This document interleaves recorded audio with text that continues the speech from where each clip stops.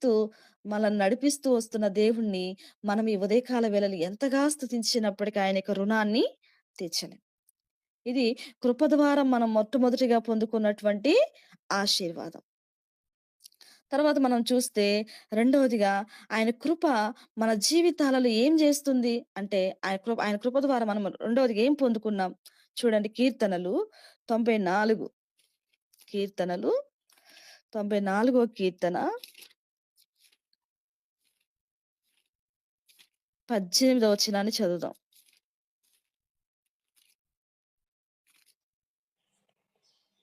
నా కాలు జారెనని హ్మ్. నేననుకొనగా హ్మ్. యెహోవా నీ కృప నన్ను బలపరచుచున్నది. ఓకే తల్లి, చాలు. సో, రెండవదిగా ఈ కృప మన జీవితాలలో ఏం జేస్తుంది అంటే, నా కాలు జారెనని నేననుకొనగా యెహోవా నీ కృప నన్ను బలపరచుచున్నది. దేవుని కృప రెండవదిగా మన జీవితాలలో ఏం జేస్తుందంటే, మనల్ని పడిపోకుండా చేస్తుంది. పడిపోనివ్వకుండా జేస్తుంది. జారిపోనివ్వకుండా జేస్తుంది. మనం జూస్తే సమాజములో మన తోటివారు, మనమెరిగిన వారు ఎంతో మంది లోకములో ఉన్నారు. పాపములో ఉన్నారు. అలాగే మనకంటే ముందుగా దేవుని సన్నిధికెళ్ళి రక్షించబడి బాప్టిసం తీసుకున్న వారు సహితము చాలా మంది ఈ దినాలలో పడిపోయున్నారు. చాలా మంది ఈ దినాలలో రక్షించబడి వెనకకు లోతు భార్య వెనుకకు తిరిగి చూచినట్లుగా లోకంలో పడిపోయిన వారు ఎంతో మందున్నారు.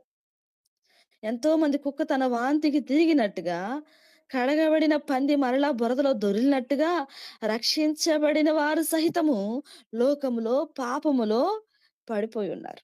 అయితే ఈ రోజున నీవు నేను ఈరోజు నిలబడి ఉన్నాము అంటే, ప్రభువులో ఉన్నాము అంటే కారణం ఏమిటంటే ఆయన కృప. ఆయన కృప ఏం చేస్తుందంటే, నేను ప్రభువా నా యొక్క కాలు జారినని నేననుకొనగా నీ కృప మాత్రమే నన్ను బలపరుస్తుంది అంటున్నాడు దావీదు భక్తుడు. అవునండి. ఈ రోజున మనం నిలబడి ఉన్నాము అంటే, ఈ రోజున మనం ఈ స్థితిలో ఉన్నాము అంటే ఏంటంటే కారణం దేవుని యొక్క కృప. ఆయన కృప మనను బలపరుస్తూ ఉంది. ఆయన కృప బలహీనతలలో తన శక్తిని మనకు అనుగ్రహిస్తూ ఉంది. ఆయన కృప మన యొక్క ఆహ్, బలహీనతలో మనము ఎప్పుడైతే నీరసించి లేతే బలహీనంగా ఉన్నామో, అప్పుడు ఆయన తన కృప అనే దుప్పటిని మన మీద కప్పి ప్రతిరోజు ఆయన మనల్ని బలపరుస్తూ ఉన్నాడు. అందుకే పౌలు అంటాడు, దేవుని దగ్గరకొచ్చి ప్రార్థన చేస్తాడు పౌలు తన బలహీనతలో. అప్పుడు దేవుడంటాడు, "పౌలు, నా కృప నీకు చాలును" అంటాడు. పౌలు ఎప్పుడు బలహీనుడుగా ఉన్నాడో, అప్పుడు పౌలు జీవితంలో దేవుని కృప పౌలును బలపరుస్తూ వచ్చింది. పౌలు జీవితంలోనే కాదు గాని, ఈనాడు నీ నా జీవితాలలో దేవుని కృప మనను బలపరుస్తుందండి. మనం బలహీనులం. బలహీనులం. ఎప్పుడో మన యొక్క జీవిత యాత్రలో విశ్వాస జీవితంలో పడిపోవలసిన వారం. అయితే దేవుడు తన కృపను మన పట్ల చూపించి ప్రతిరోజు, ప్రతిరోజు ఆయన మనలను బలపరుస్తూ ఉన్న దేవుడు. ఆయన మనను స్థిరపరుస్తూ ఉన్న దేవుడు. ఆయన మనను పడిపోనివ్వకుండా నిలబెడుతూ ఉన్న దేవుడు. సో, రెండోది ఆయన కృప నా జీవితంలో ఆయన కృప ద్వారా మనం ఏం పొందుకున్నాము అంటే బలమును పొందుకుంటున్నాం. మొట్టమొదటిగా ఆయన కృప ద్వారా మనందరికి రక్షణ కలిగింది. రెండవదిగా ఆయన కృప ద్వారా మనందరం కూడా బలమును పొందుకుంటున్నాం. శక్తిని పొందుకుంటున్నాం. పడిపోకుండా ఆయన కృపే మనల్ని నిలబెడుతూ ఉంది. నిలబెడుతూ ఉంది. చెప్పుకోవడానికి అంత మన దగ్గర ఏమి లేదు. ఈరోజు మనము నిలబడి ఉన్నామంటే, బ్రతికి ఉన్నామంటే, మన స్థితిగతి ఇలా ఉంది అంటే కారణం ఆయన కృప మాత్రమే. కాబట్టి రెండవదిగా ఆయన కృప మనల్ని నిలబెడుతూ ఉంది. బలపరుస్తూ ఉంది.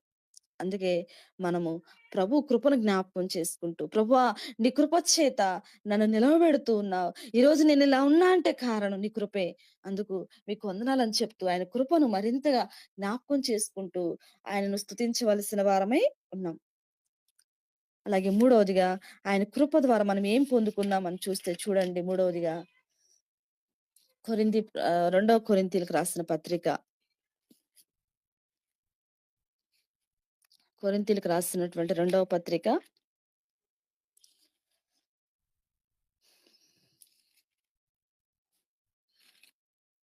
రెండవ పత్రిక 12వ అధ్యాయము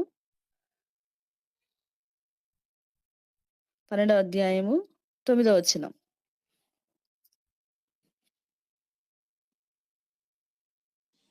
అందుకు హ్మ్. నా కృప నీకు చాలును, హ్మ్.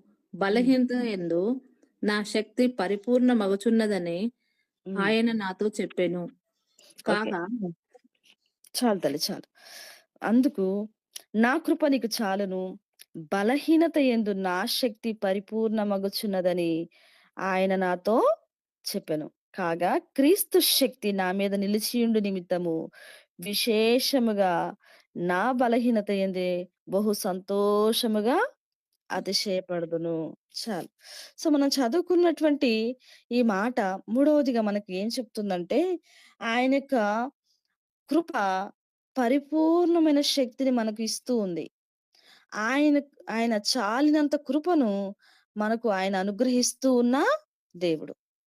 ఆయన కృప మనల్ని ఏం జేసింది అంటే, మన జీవితాలలో ఆయన కృప మన యొక్క బలహీనతలో తన శక్తినివ్వడం మాత్రమే కాదు గానీ, మనం కృంగినప్పుడు లేవనెత్తుతూ, మనం ఆ ఆదరణ కరువైన సమయాలలో మనను ఆదరిస్తూ ఉంది. అయితే ఈ కృప మనకేం చేసిందంటే, మన స్థితిని మారుస్తూ వస్తుంది. పౌలు బలహీనతల్లో దేవుడు తన కృపనిచ్చి బలపరుస్తూ వచ్చాడు. ఈ కృప ఈ కృప దేవుడంటున్నాడు, సౌలుకు దూరమైనట్టుగా నీకు నా కృపను దూరం చేయను అంటున్నాడు దావీదుతో.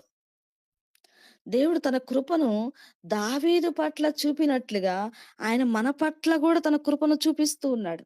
ఈ కృప మన స్థితిని మారుస్తూ ఉంది.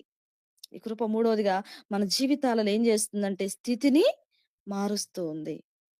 సో, రెండోదిగా కృప బలపరుస్తూ ఉంది. సో, మూడోదిగా ఈ కృప నా స్థితిని మారుస్తూ వచ్చింది. చూడండి 2 సమూయేలు గ్రంథము.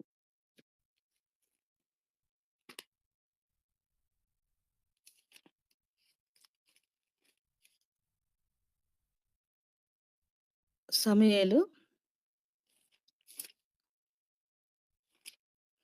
2 సమూయేలు 5వ అధ్యాయం. 5వ అధ్యాయము 3వ వచనాన్ని చదువుకుందాం. మరియు ఇజ్రాయేలు వారి పెద్దలందరూ హెబ్రోనులో రాజు వద్దకు రాగా, రాజైన దావీదు హెబ్రోనులో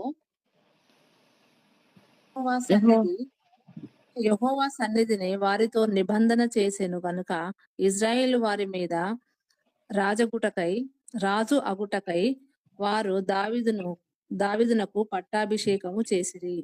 ఓకే. చాలమ్మా. చాలు. సో, మనం చదువుకున్నటువంటి ఈ మాటలో ఇక్కడ దేవుడు దావీదును రాజుగా చేయడం మనం చూస్తాం. సో, కృప మూడోదిగా ఏం చేస్తుందంటే మన స్థితిని మారుస్తూ ఉంది. మారుస్తూ ఉంది. ఇక్కడ మనం చదువుకున్న మాటలో దావీదునకు ముందుగా సౌలు రాజుగా పరిపాలన చేస్తాడు. అయితే సౌలు దేవుని యొక్క మాట వినక దేవునికి దూరమైపోతూ వచ్చినప్పుడు దేవుడు దేవుడు దావీదును చూసి దావీదును రాజుగా అభిషేకిస్తూ వచ్చాడు. అభిషేకిస్తూ ఆయన అంటున్న మాట చూడండి. 2 సమూయేలు గ్రంథము 7వ అధ్యాయము 15వ వచనాన్ని కూడా చదువుకుందాం. 15వ వచనం.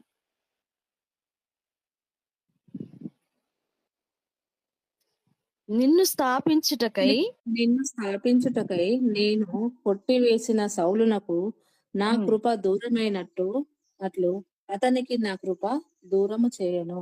ఓకే. చాలు. సో, మూడోదిగా మనకు కృప ఏం చేసిందంటే, మన యొక్క స్థితిని మారుస్తూ వచ్చింది. దావీదు సౌలునకు దూరమైనట్టుగా నా కృప నీకు దూరము చెయ్యను. దావీదు ఎలాంటి స్థితిలో ఉన్నప్పుడు దావీదును దేవుని యొక్క కృప స్థితి మార్చిందంటే, దావీదు ఒక గొర్రెల కాపరి. దావీదు ఎవ్వరి చేత గుర్తించబడక ఎన్నిక లేనివాడిగా ఆహ్, అతను అడవుల్లో ఉంటూ, ఎండకి ఎండుతూ, వానకు తడుస్తూ, అతడు చలిలో వణుకుతూ, గొర్రెలు మేపుకుంటూ, చిన్నవాడిగా ఎవరి చేత గూడా ప్రేమించబడనటువంటి స్థితిలో ఉన్నటువంటి దావీదును దేవుడు చూసాడండి. దావీదు పైన దేవుడు తన కృపను చూపిస్తూ వచ్చాడు. దావీదు పైన దేవుడు తన కనికరాన్ని చూపిస్తూ వచ్చాడు. చూపించి ఆయన దావీదును రాజుగా చేస్తూ వచ్చాడు. దావీదును ఆయన రాజుగా చేస్తూ వచ్చాడు. చేస్తూ ఆయన దావీదును రాజుగా చేసి, దావీదు పట్ల దేవుడు తన కృపను చూపిస్తూ వచ్చాడు.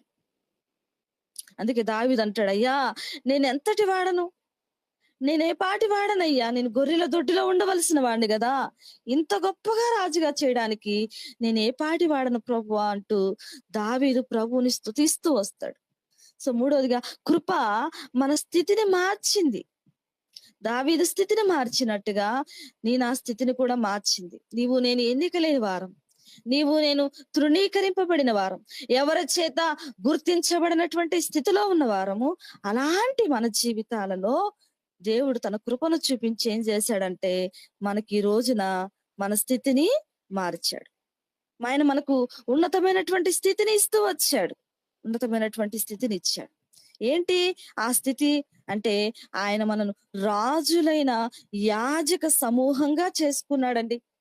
మొదటి పేతురు పత్రిక 2వ అధ్యాయం 9వ వచనంలో చూస్తే, మొదటి పేతురు పత్రిక 2వ అధ్యాయము 9వ వచనంలో ఇక్కడ ఒక మాట ఉంది, చదువుదామండి. అయితే మీరు అయితే అయితే మీరు చీకటిలో నుండి ఆశ్చర్యకరమైన తన వెలుగులోకి మిమ్ముల్ని పిలిచిన వాని గుణాతిశయములను ప్రచురము చేయు నిమిత్తము ఏర్పరచబడిన వంశమును, రాజులైన యాజక సమూహమును, పరిశుద్ధ జనమును, దేవుని సొత్తైన ప్రజలనై ఉన్నారు. ఓకే, చాలు తల్లి. సో మనం చదువుకునే మాటలో ఇక్కడ దావీదు గొర్రెలు కాస్తున్న దావీదు స్థితిని దేవుడు మార్చినట్టుగా ఆయనను గొప్ప రాజుగా చేశాడు.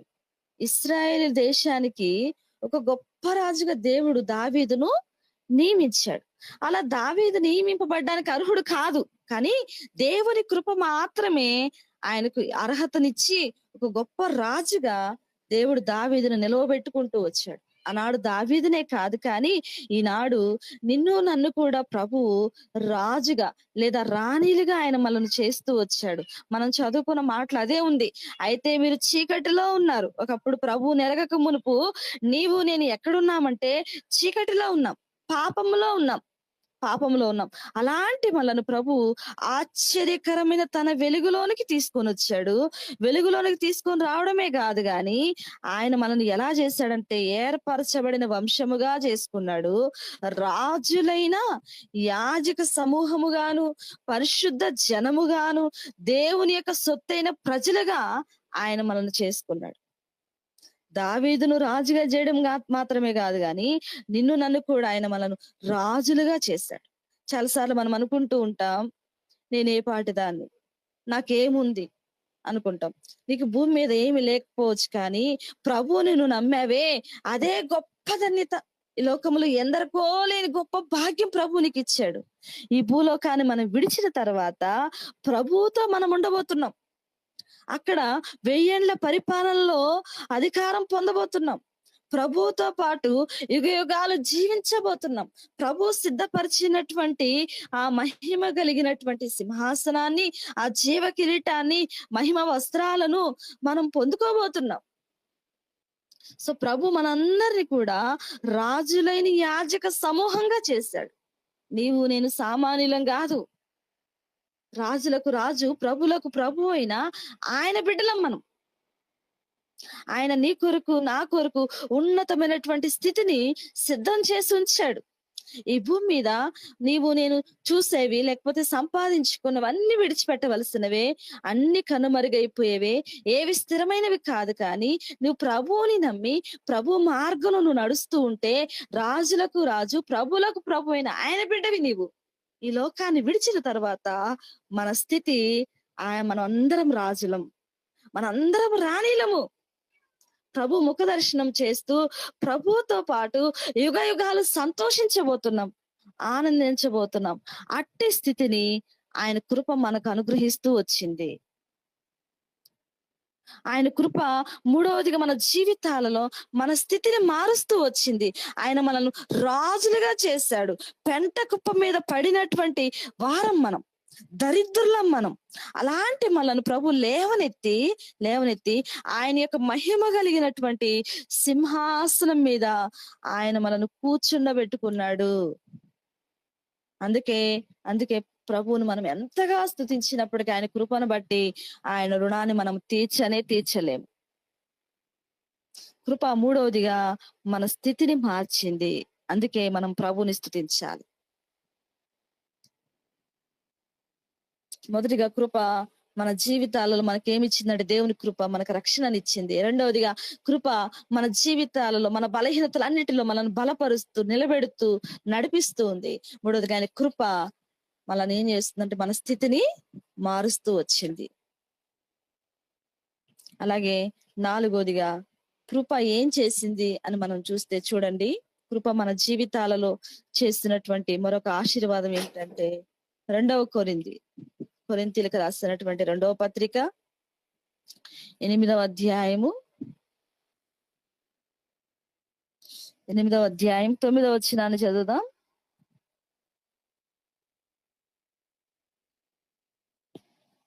మీరు మన ప్రభువైన యేసుక్రీస్తు కృపను ఎరుగుదురు గదా.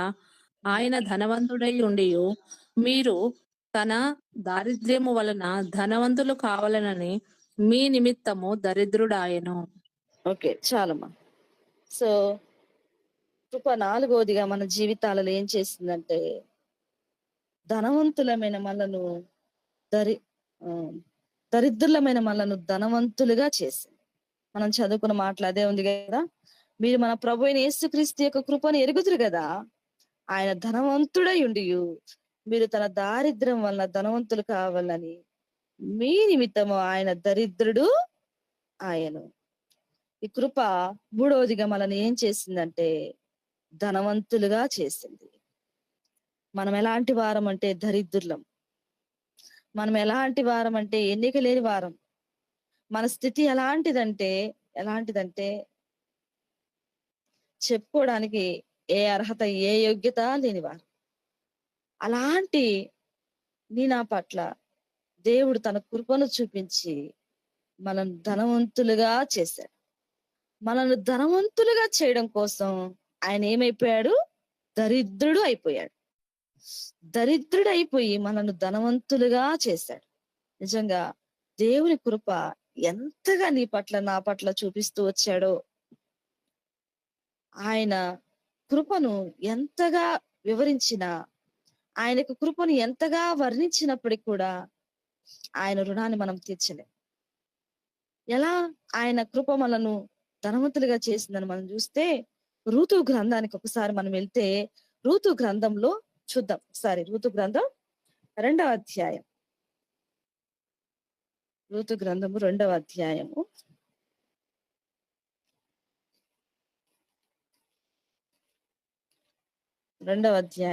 7వ వచనాన్ని చదువుదాం. ఆమె నేను కోయువారి వెనుకకు పనల మధ్యన ఏరుకొని కూర్చుకొనుటకు దయచేసి నాకు సెలవిమ్మని అడిగాను. ఆమె వచ్చి ఉదయం మొదలుకొని ఇది వరకు ఏరుకొని చుండెను. కొంతసేపు మాత్రమే ఆమె ఇంట కూర్చుండెనని వాడు చెప్పాడు. ఓకే, చాలు. మనం చదువుకునే మాటలో రూతు ఒక మోయాబీరాలు. అయితే మరి మోయాబు దేశానికి నయోమి తన కుటుంబంతో వెళ్ళారు కాబట్టి నయోమి అక్కడ ఉన్నటువంటి వారిని తన యొక్క కోడలుగా చేసుకుంది. రూతు గ్రంథంలో జరిగిన స్టోరీ అంతా మన అందరికి తెలుసు. అక్కడికి వెళ్ళిన తర్వాత రూతు భర్త చనిపోతాడు. రూతు యొక్క 2 కుమారులు కూడా చనిపోతారు. తిరిగి నయోమి బెత్లెహేంకు వస్తున్నప్పుడు రూతు అంటుంది, అత్త, నీ దేవుడే నా దేవుడు, నీ జనమే నా జనము, నీవు మరణించిన చోటే నేను కూడా మరణిస్తాను అని అత్తను హత్తుకొని అత్తను వెంబడిస్తూ ఆమె బెత్లెహేముకొచ్చింది. సో, రూతు స్థితి బెత్లెహేముకొచ్చినప్పుడు ఎలా ఉంది అంటే, ఆమెకు విధవరాలుగా ఉంది. తర్వాత ఆమె ఎలా ఉంది అంటే, ఒక ఎన్నిక లేని ఆమె. ఆమె దేశం గూడా మోయాబు దేశం. సో, ఆమె ఒక అన్యురాలు. రుతు ఒక అన్యురాలుగా ఉండి ఇశ్రాయేల్ దేశానికి బెత్లెహేముకొచ్చింది. ప్రభువుని నమ్మినప్పటికీ ఒక అన్యురాలామె. తర్వాత ఆమెకు భర్త లేడు గాబట్టి, ఆమె ఎన్నికైన ఆమేమి గాదు. ఎన్నిక లేని ఆమె. అయితే మరి ఇశ్రాయేల్ దేశంలో విధవరాండ్రకు పరిగె ఏరుకునేవారు. పొలంలో అక్కడక్కడ పడిపోయినటువంటి పనలు ఏరుకునేవారు. ఈ రూతు కూడా మరి అత్తకు ఆహారం కూర్చుకోవడం కోసం ఆమె పనలు ఏరుకోవడానికి వెళ్ళినట్టుగా మనము చూస్తాం. ఈమె ఒక పొలానికి వెళ్ళింది. అనుకోకుండా ఆ పొలము వారి బంధువైనటువంటి బోయాజ్‌ది. ఆ పొలం